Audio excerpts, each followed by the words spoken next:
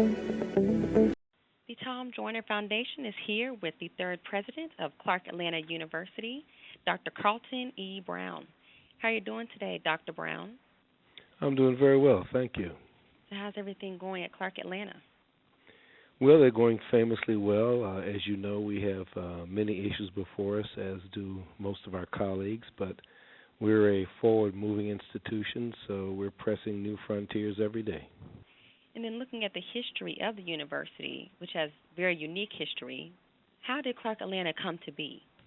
Well, it's been a series of evolutionary moments recognized by our leaders and our founders and our board. Clark College actually began as Clark University, one of the 11 institutions supported by the Methodist Church, and this one was designated the university to give tone and leadership to the others. That was, in fact, its positioning through most of its early history up until the late 1920s. In the late 1920s, John Hope, who had been president of Morehouse College for many years, had become president of Atlanta University and had begun to conceptualize what we now know as the Atlanta University Center. And so the mission was to gather in one place every type of institution that was needed by the African American community. So at that point we had Atlanta University, which began as a university, again a rare thing in 1865, to pursue graduate study. Morehouse was in place,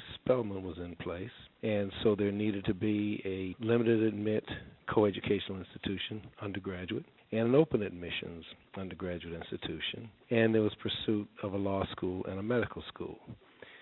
So Clark University was having some struggles on the other side of town because of simply the cost of doing business. So Atlanta University suggested that it relocate here, become Clark College.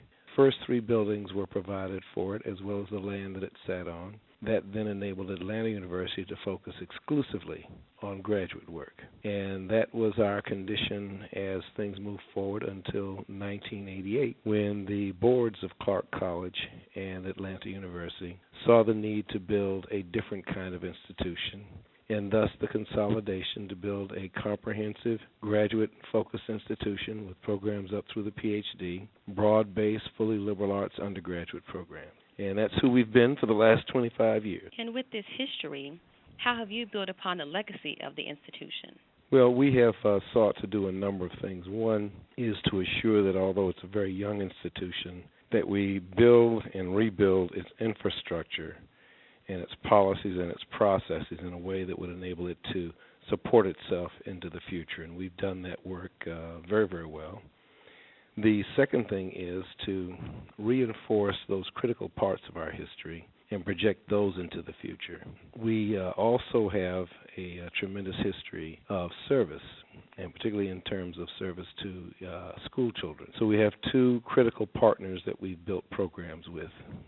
Susan Taylor and I have put together a program of mentoring here, the CARES Mentoring Program, based in the sciences, where our students are put in position to mentor and help develop selected school-age children up through high school and middle school. We have another partner, a Mary Brock, who is the owner of the Atlanta Dream, with whom we've built a partnership for a program called the National Horizons Program, where we build a program that is designed to reduce the summer loss of learning of minority students, which is a big problem in terms of how people progress. So we do a huge summer program with them. That's one of the things that we have done to begin to talk about how our legacy works. We are also a very large research institution in the sense that we do major research here. Primary research venture is in prostate cancer. We have one of the largest prostate cancer research centers in the country, with 5 new disclosures last year, leading to 3 patents, and we're about to expand that center even further.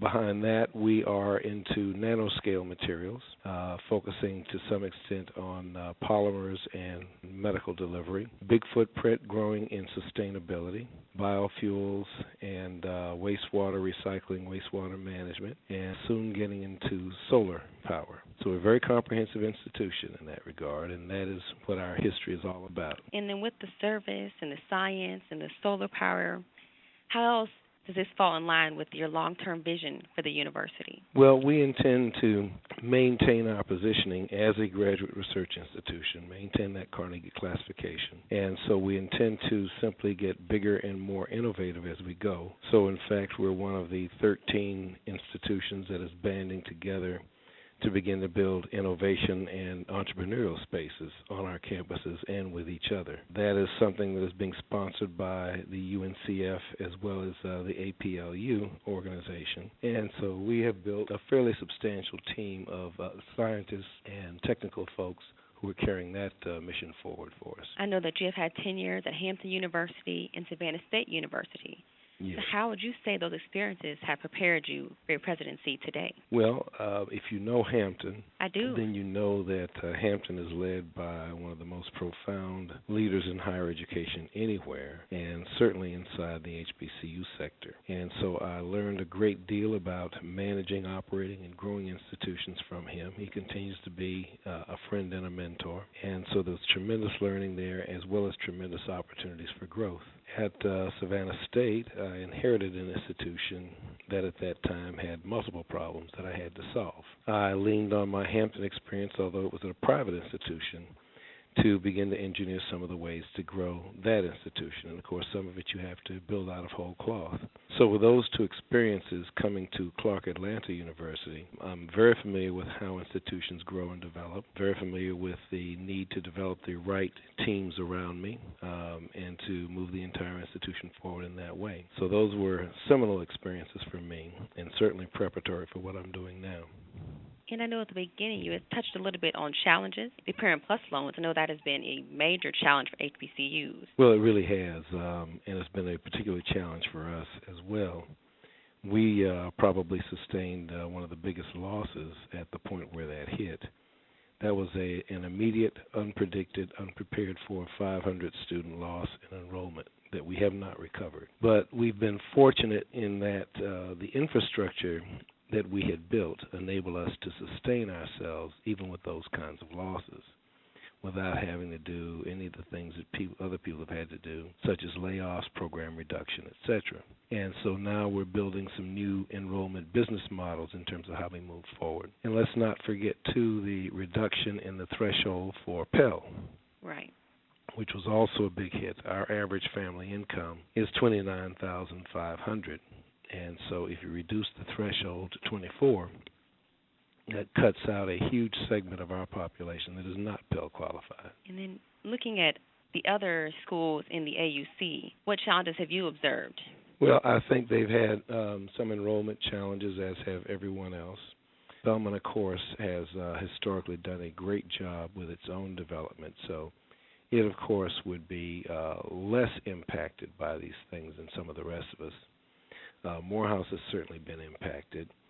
Morehouse School of Medicine struggles to maintain its status as we go forward. ITC has had all kinds of enrollment and financial difficulties. And so what we try to do is to meet that initial vision, which had to do with how we gain efficiency from common services. So, we maintain one library program. We maintain a physical plant that serves 3 of the institutions. We cause our police forces to interact with each other, and all of our students cross-register. So those efficiencies are critical for all of us.